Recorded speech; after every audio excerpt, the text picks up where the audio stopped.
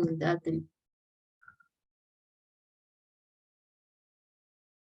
les voy a proyectar el texto.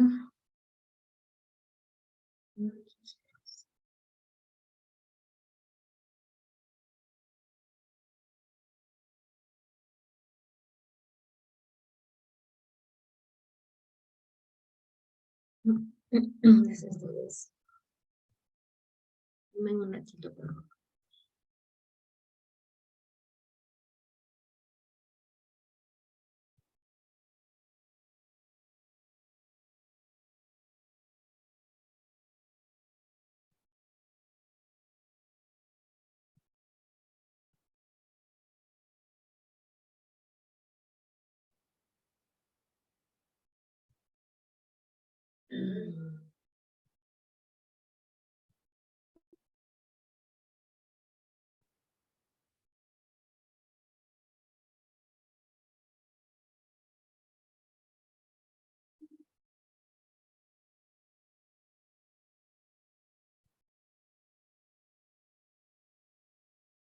Este tema que nos toca en noveno, en lo que es ciencias sociales, estudios sociales, se podría decir interesante, ¿no? Es interesante, ya que este ciclo nos toca ver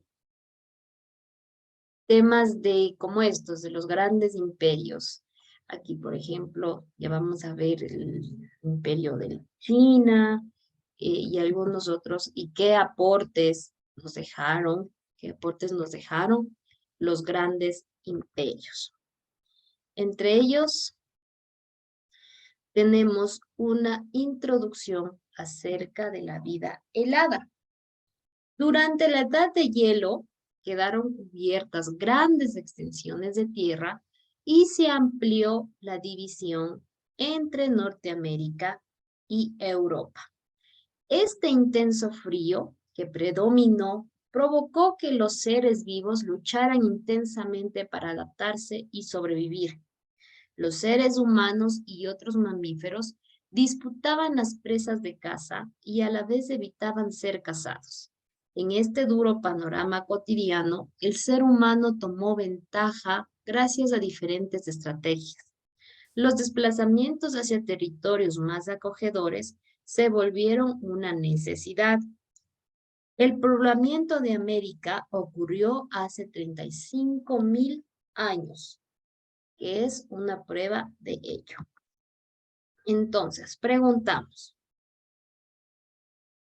¿en aquel entonces los humanos se lograron adaptar al frío de la helada? Recordemos que los primeros habitantes de América pasaron de Europa, del antiguo continente, a través del estrecho de Bering, que era un puente de hielo, que ahora ya no hay, que ahora ya no existe, esa conexión ya no hay, debido a que la Tierra se empieza a mover y también por el calentamiento global, esto se destruyó. Pero en aquel entonces, podemos decir que los primeros habitantes de América sobrevivieron a esta helada. Vamos a participar. Yo creo que sí, Lizzy. Sí, ¿verdad? Porque a- eh, lo que les leí dice que hubo una disputa entre los animales y las personas por no ser cazados entre unos y los otros, ¿no? Para poder sobrevivir esta gran era glacial. Orígenes de la civilización. ¿Cómo se formó la vida? Forma de vida. Vamos con la lectura eliana. Voy a hacerles más grande. Ahí, a ver. Forma de vida. El, el mesólico es el periódico, Mesolítico. es el periodo de transición entre el paleolítico y el neolítico, aproximadamente 10.000 años antes de Cristo. En ese momento, cuando inician las primeras actividades agrícolas en el Medio Oriente, en Europa y en el resto de Asia, se produjeron posteriormente este periodo coincide también con el final de la última glaciación, lo que se produjo un clima más cálido y condiciones más favorables para el desarrollo de la vida. En general, la adaptación humana a este nuevo contexto significó un desarrollo notable, tanto de las actividades que permitieron satisfacer las necesidades básicas como la organización social. Asimismo, aquellos cambios trajeron sus propias distinciones en el arte y la religión. Inicialmente, la actividad del Homo sapiens se basaba en la caza, la recolección y la pesca. Por lo tanto, su vida era nómada. El nomadismo se modificó paulatinamente, ya que la estadía en un lugar determinado era cada vez más prolongada, lo que reforzó los lazos familiares. Los lugares escogidos generalmente se situaban en las riberas de los ríos o en las costas. Se empezó a utilizar algunas técnicas para la construcción de albergues que concentraban a grupos humanos de 30 individuos aproximadamente. Gracias, Eliana. Entonces, su compañera nos leyó una breve historia de cómo se fue formando estos grupos, ¿no? Que al principio los Homo sapiens solo se dedicaban a la caza, a la recolección y a la pesca. Eran nómadas, es decir, que se trasladaban de un lugar a otro sin establecerse en un lugar fijo. Y con el pasar del tiempo, esto fue cambiando y ya se establecieron con grupos de más de 30 individuos aproximadamente. Marco, una nueva forma de vida. Los asentamientos estables, las nuevas actividades productivas tuvieron como consecuencia el aumento de la población, lo que exigió la construcción de aldeas más grandes. Se dio así una revolución urbana con el nacimiento de las ciudades, fundamentales para el desarrollo de las primeras civilizaciones. Con la domesticación de plantas y animales, el cazador y recolector pasó a ser productor. La producción tuvo inicialmente fines de provisión. Posteriormente generó excedentes, dando lugar a los primeros intercambios. Las técnicas para fabricar herramientas avanzaron, o las herramientas se diversificaron según su uso para labores agrícolas, para la caza, para la preparación de alimentos. Las materias primas se incrementaron: piedra pulida, cerámica, tejidos y metales, como el cobre o el bronce. Las creencias religiosas dieron paso a una arquitectura caracterizada por su monumentalidad. La arquitectura megalítica estuvo dedicada principalmente al culto a los muertos.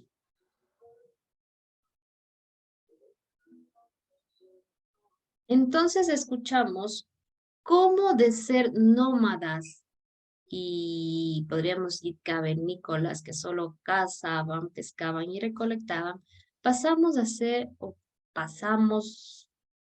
a formar una nueva vida. Primero, ¿a qué? A establecernos en un lugar y a no ser nómadas, a establecernos en un lugar.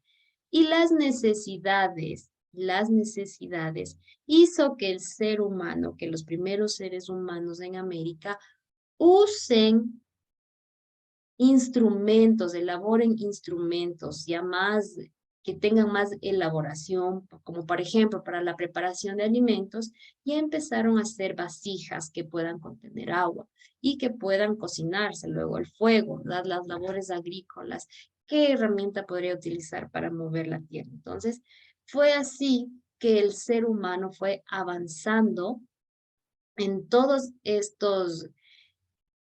en estas necesidades que ellos tenían. Luego después vestimenta, la piedra pulida, los tejidos, los metales, los aretes que usaban, las pulseras, los anillos en aquel tiempo, ¿no? Luego los entramos a la religión y después a la arquitectura. Todo esto fue en base, o todo esto sucedió gracias a las necesidades que tenía el ser humano. ¿A qué me refiero con esto? De ropa, ¿verdad? Si siento frío, ¿qué hago? Necesito abrigarme. Si me mojo por la lluvia, necesito un techo. Entonces, a las necesidades que se produjo en aquel entonces hizo que el ser humano vaya creando estos lugares. El neolítico, que significa nueva piedra, fue el último periodo de la Edad de Piedra. Se inició hacia el 8000 antes de Cristo y se prolongó hasta el 4000 antes de Cristo. Se habla de una revolución neolítica porque los cambios ocurridos durante este periodo significaron una modificación radical en la vida y en las costumbres humanas. La mejora del clima iniciada en el Mesolítico se acentuó, con lo que dieron condiciones favorables para el desarrollo de los grupos humanos. También el clima ayudó, ¿verdad? Porque si hubiesen seguido con la glaciación, no hubiese habido agrícolas, no hubiese habido pesca, ya que el clima no daba para eso. Fausto, domesticación de plantas. Vamos a escuchar cómo se domesticaron las plantas. Domesticación de plantas. A través de la domesticación, que incluye primero la resolución selectiva, el ser humano modificó la genética de las plantas, creando nuevas especies y propiciando la supervivencia de otras, de acuerdo con sus necesidades. Hacia el 9000 9000 antes de sí, se cultivaron los primeros granos de sorgo en el norte de África y el arroz en India y China. Se tiene evidencia de que ya en el 7500 antes de Cristo se cultivó trigo en Jericó, una de las principales ciudades.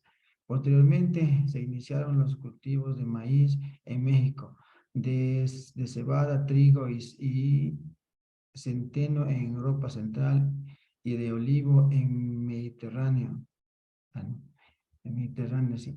La domesticación de vegetales implicó un contacto estrecho con la naturaleza, ya que era importante conocer los fenómenos que afectaban la producción. Los rituales religiosos se diversificaron en ese sentido y aparecieron los dioses del rayo, del trueno y de la lluvia. Gracias. Entonces, no solo los animales no se domesticaron, ¿verdad? También las plantas. Y esto fue antes de Cristo. Antes de Cristo, los primeros humanos ya hacían la domesticación de plantas, cultivaban granos, cultivaban arroz, cebada, centeno, trigo, en las diferentes partes de la tierra. Pero ¿qué pasó después? Se dieron cuenta de que tanto la lluvia y el sol eran principales factores para la producción de la agricultura y de estos alimentos que en ese entonces se daba, que era la domesticación de las plantas. Domesticación de animales, Jenny.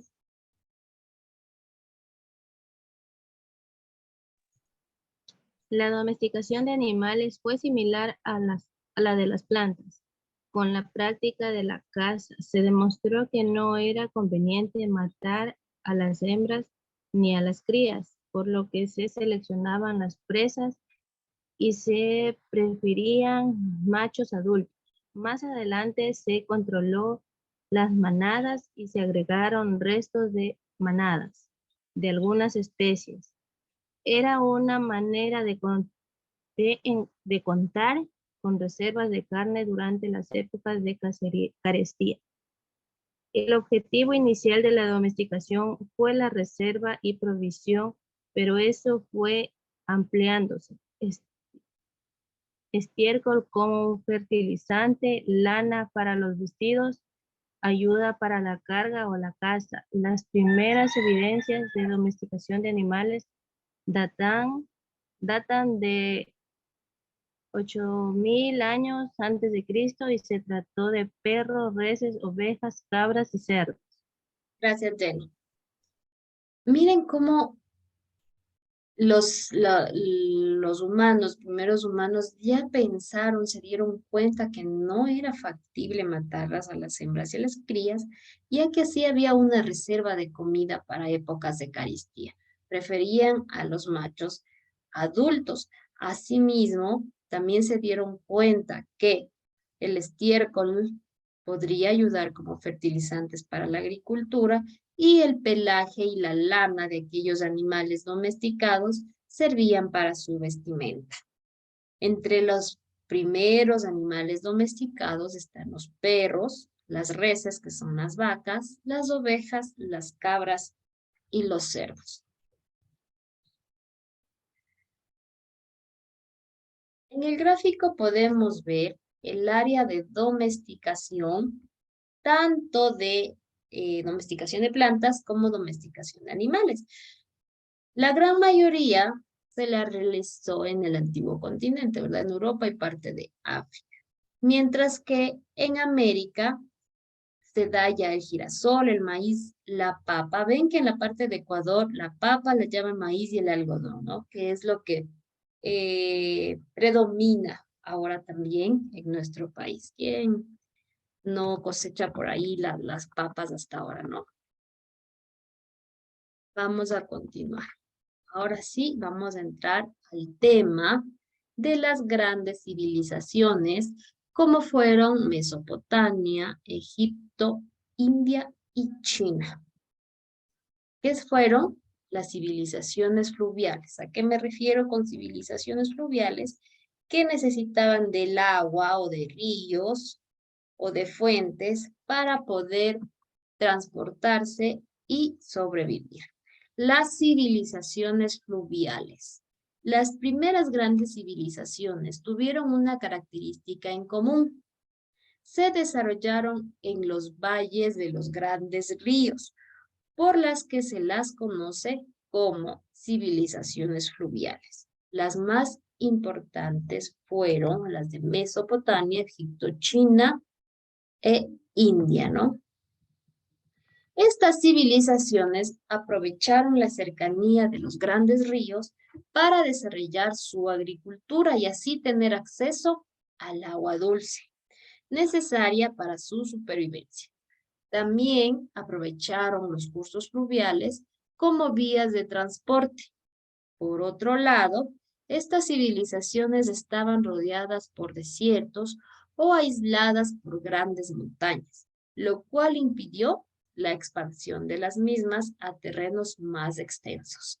Se dedicaron principalmente a la agricultura, al comercio de productos agrícolas en zonas relativamente restringidas. Entre los ríos Tigris y Éufrates, la civilización mesopotámica formó la zona del creciente fértil, llamada así por su forma de media luna y por la fertilidad de sus tierras.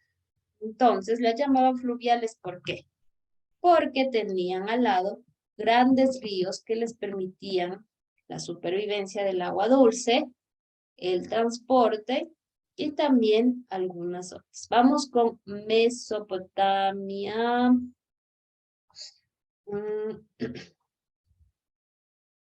Maritza, estamos con Mesopotamia. Mesopotamia. En Mesopotamia vivieron sumerios, babilonios, asirios, acadios y caldeos, que se dedicaron a la pesca y a la agricultura. Los sumerios inventaron el primer sistema de escritura del mundo. Escribían sobre tablas de arcilla fresca, que luego se cosían debido a que los signos utilizados tenían forma de cuñas. Se la denominaba escritura cuneiforme. La escritura nació por necesidad comercial. Posteriormente fue adoptada por gobernantes y burócratas para registrar leyes y actos administrativos, así como por sacerdotes para conservar ritos y creencias. Aparte de desarrollar la escritura en Mesopotamia, se dieron descubrimientos astronómicos, matemáticos, médicos, zoológicos y botánicos, así como sucedió en otros aspectos culturales. Los acadios tomaron los aprendizajes sumerios acerca de la ciencia, los hicieron suyos, los desarrollaron y los heredaron a su vez de los babilonios y los caldeos que los perfeccionaron. Gracias, Verónica. Entonces, Mesopotamia era un lugar, uno fluvial, que daba a los grandes ríos de aquel entonces, ¿no? En este lugar vivían los sumerios, babilonios, asirios, acadios y caldeos. Entonces aquí su compañera ya nos dio los primeros aportes de los mesopotamios, que era que la más importante que hasta ahora usamos, ¿verdad? La escritura. ¿Y en dónde lo realizaban? En unas tablas de arcilla. Unas tablas de arcilla como, no sé si ustedes han visto cómo se hace el ladrillo antes de ser cocinado, al que se vuelva rojo o tomate, presente, ¿verdad? En aquel entonces era así. Lo hacían escrituras en la arcilla y luego la cocían para que esto se resaltara más. ¿Y con qué fin o por qué nació la escritura? ¿Para qué necesidad? Para necesidades comerciales, y más adelante fue utilizada para registrar leyes y actos. Recordemos también que los mesopotamios hicieron descubrimientos astronómicos, matemáticos, médicos, zoológicos y botánicos, y el resto de babilonios, asirios, caldeos, perfeccionaron todas estas técnicas de los primeros mesopotamios. El Código de Hammurabi. El famoso Código de Hammurabi, diría la primera ley que existió en toda la tierra, ¿no? El Código de Hammurabi, que fue del rey de Babilonia en 1795 a 1748 antes de Cristo. Redactó el llamado Código de Hammurabi, que en 1910 se encontró escrito sobre una estela que utilizaba escritura con uniforme. El código es el conjunto de leyes más antiguo y sintetiza la famosa frase ojo por ojo y diente por diente. Ese es el Código de Hammurabi, ¿no? Es una de las primeras leyes que existieron. Esto quiere decir que la pena que recibían las personas estaba en relación con la ofensa cometida. Es decir, si tú me haces, yo te hago. Si tú me haces lo mismo, yo también te hago lo mismo, ¿no? Eso es lo que quiere decir el ojo por ojo y diente por diente, ¿no? Que en el presente podríamos decir, si tú me engañas, yo te engaño. Si tú me mientes, yo también te miento. Si tú matas, yo también mato, ¿no? Hacemos exactamente lo mismo. Mesopotamia tuvo sociedades jerarquizadas a la cabeza de las cuales se encontraba el rey, cuyo poder derivaba de los mismos dioses. La aristocracia estaba compuesta por familias ricas y poderosas, y a ellas pertenecían sacerdotes y funcionarios de jerarquía, como ahora en la actualidad. Siempre las familias más ricas y poderosas son las que están en el orden jerárquico, ¿no? Los hombres libres eran trabajadores, entre los cuales se encontraban arquitectos, escribas, mercaderes, artesanos y campesinos. Los esclavos, por último, eran la propiedad del templo o de las semillas ricas y se trataban de prisioneros de guerra o ciudadanos libres que vendían a sus hijos por deudas. Vamos con Egipto, Edwin.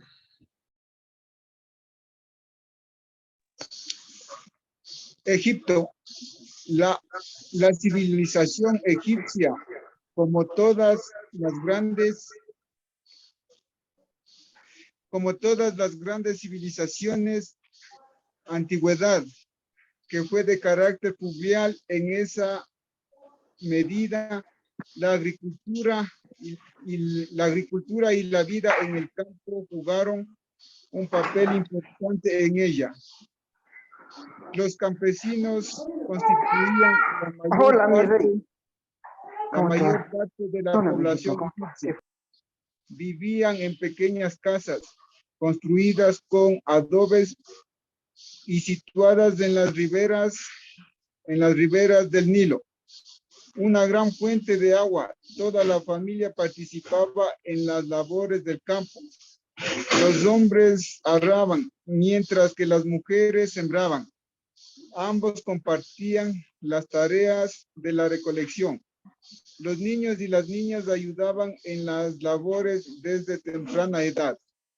Los campesinos se alimentaban de lo que cultivaban: cereales, frutas, verduras, hortalizas. De las uvas extraían el vino y con la cebada fabricaban cerveza. Gracias, Edwin. Ahora entramos a los egipcios, a la parte de Egipto, ¿no? Donde es otro gran imperio que nos dejó aportes que hasta ahora son usados en la actualidad, ¿no? Se alimentaban y cultivaban cereales, frutas, verduras y hortalizas. Realizaban pequeñas casas construidas con adobe en las riberas del río Nilo. ¿Cómo era su sociedad y la economía? Gladys, sociedad y la economía de los egipcios.